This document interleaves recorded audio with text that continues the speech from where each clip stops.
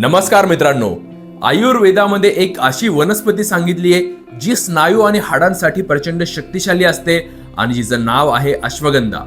अश्वगंधा या नावामागे दोन कारणं असतात. पहिलं कारण म्हणजे या वनस्पतीची मुळं घोड्याप्रमाणे शक्तिशाली असतात. जगामध्ये घोडा हा एकमेव असा प्राणी असतो जो माणसाला पाठीवर घेऊन 40 किलोमीटर सलग पळू शकतो. हीच घोड्याची अद्भुत शक्ती या वनस्पतीमध्ये असते. त्याचबरोबर ही वनस्पती ओली असताना हिच्या मुळाला घोड्यासारखाच वास येतो. त्याच्यावरून पण आपल्याला लक्षात येतं की निसर्गाने अश्वगंधाची रचना करताना हिच्यात घोड्याचे सगळे गुण भरलेत. आयुर्वेदात तर अश्वगंधाचं गुणगान आहेच, पण आजच्या व्हिडिओमध्ये आपण अश्वगंधावर झालेले आधुनिक रिसर्च, कुठल्या त्रासासाठी अश्वगंधा कशी आणि कधी खायची, त्याचबरोबर स्नायूंमध्ये शक्ती भरणारं, हाडांना तरुण बनवणारं अश्वगंधाचं अद्भुत तेल कसं बनवायचं, हे सगळं बघणार आहोत.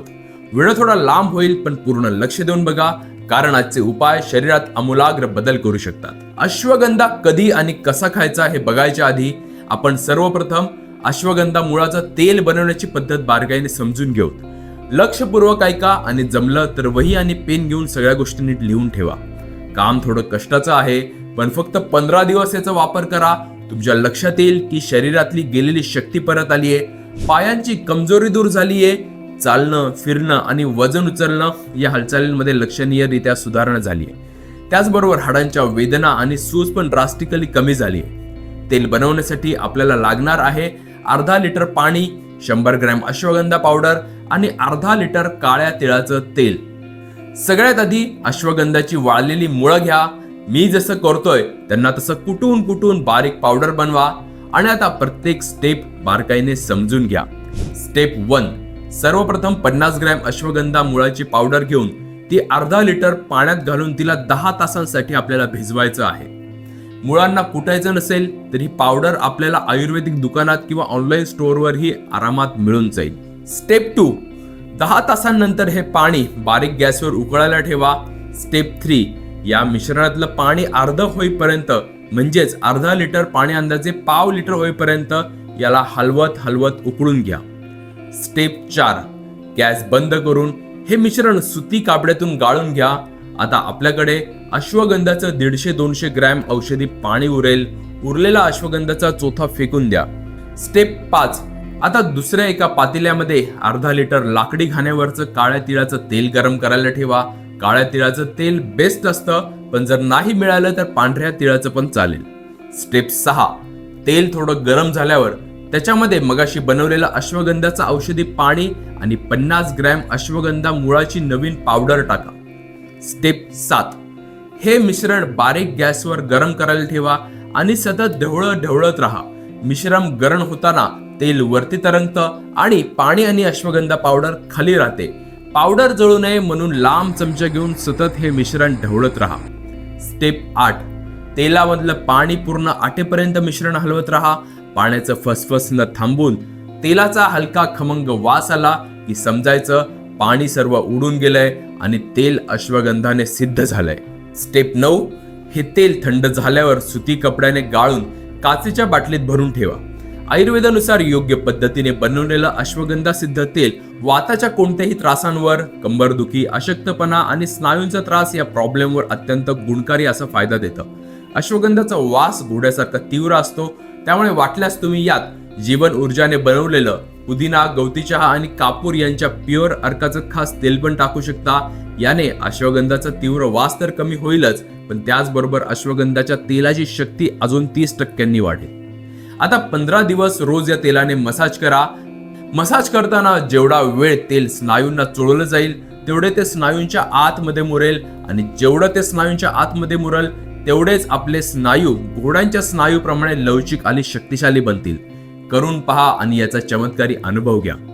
खरं जर बघायला गेलं तर अश्वगंधा आयुर्वेदात वापरली जाणारी अशी महागुणी औषधी आहे जिच्या मुळांचा अर्क 4000 वर्षांपासून आयुर्वेदामध्ये केला जातो.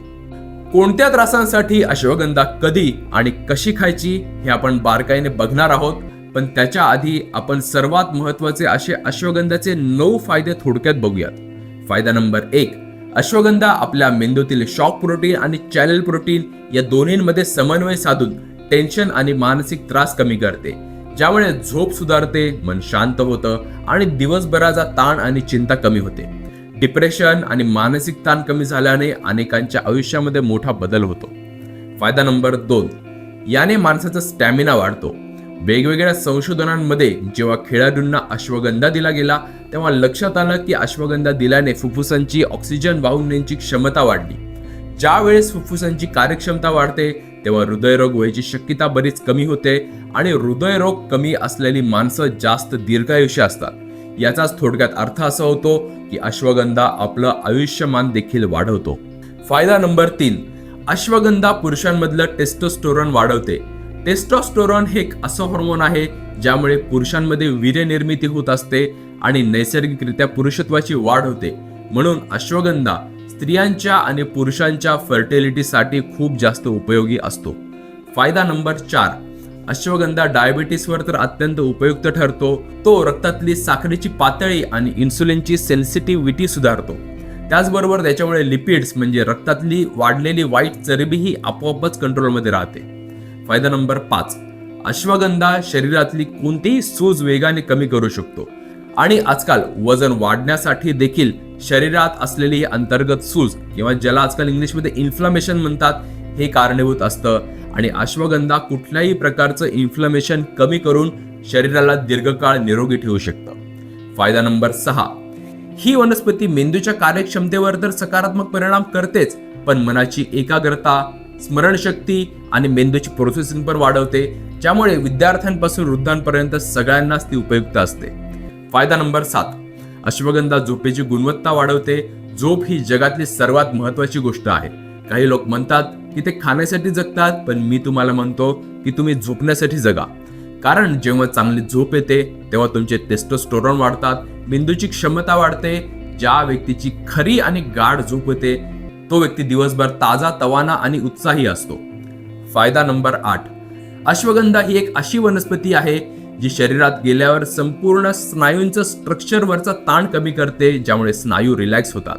त्याचबरोबर अश्वगंधामध्ये असलेले विथॅनोलाइड्स हा घटक स्नायूंची सहनशक्ती आणि स्ट्रेचिंगची ॲबिलिटी वाढवतो, ज्यामुळे स्नायूंमध्ये प्रोटीनचं ॲब्सॉर्प्शन वाढतं आणि टप्प्याटप्प्याने स्नायू पुन्हा तरुण व्हायला लागतात. म्हणूनच अश्वगंधा स्नायूंसाठी सुपरफूड असतं. हे तर अश्वगंधाचे फायदे झाले, पण आता मेन प्रश्न आहे की कुठल्या व्यक्तीने कुठल्या त्रासांसाठी आणि कशा पद्धतीने अश्वगंधा घ्यायला पाहिजे हे तर आपण नीट समजून घेऊ. पण त्याआधी जीवन ऊर्जाबद्दल थोडं समजून घ्या. आज प्रत्येक घरात एक तरी मणक्याचा, सायटिकाचा नाहीतर गुडघ्यांचा त्रास असलेला व्यक्ती असतो. अनेक जण या त्रासांसाठी योग्य पर्याय शोधत असतात पण योग्य पर्याय मिळत नाही. अशा वेळेस जीवन ऊर्जा चिकित्सालयाने विकसित केलेले नी आणि स्पाइन करेक्शन प्रोग्राम तुम्हाला मोठी मदत करू शकतात. या उपचारांमध्ये PRP ही सेल्फ हिलिंगची मोस्ट ॲडव्हान्स पद्धत वापरली जाते, ज्यामुळे मणक्यात आणि गुडघ्यात मोठी सुधारणा होऊन चालणं, फिरणं, पायांची मुवमेंट या सगळ्या हालचालींमध्ये मोठा सकारात्मक बदल होऊ शकतो. जर तुमच्या ओळखीमध्ये कुणाला खरंच गुडघ्याचा किंवा मणक्याचा असह्य त्रास असेल किंवा त्या व्यक्तीला बरा व्हायचा योग्य पर्याय मिळत नसेल तर त्याला जीवन ऊर्जा चिकित्सालयात संपर्क करायला नक्की सांगा. आता आपण अश्वगंधा खायची योग्य पद्धत बघूयात.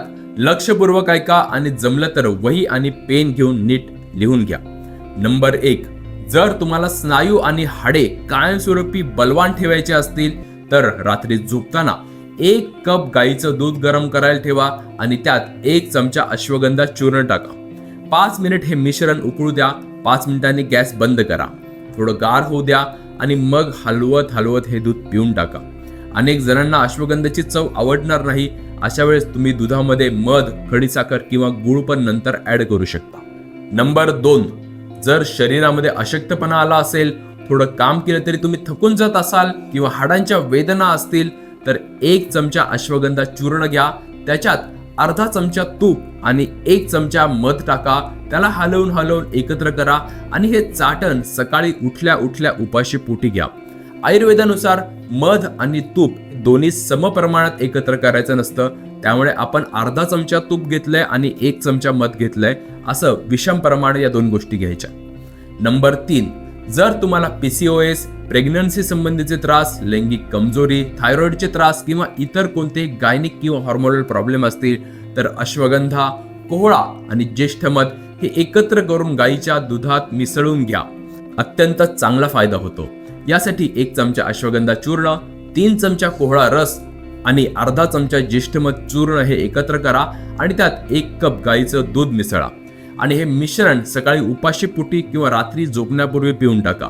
अश्वगंधा प्रजनन क्षमता वाढवतो, कोहळा गर्भाशय स्वच्छ ठेवतो, तर ज्येष्ठमध हार्मोन्सचं संतुलन राखतो आणि गाईच्या दुधामुळे या सगळ्यांच्या प्रॉपर्टीज एन्हान्स होतात.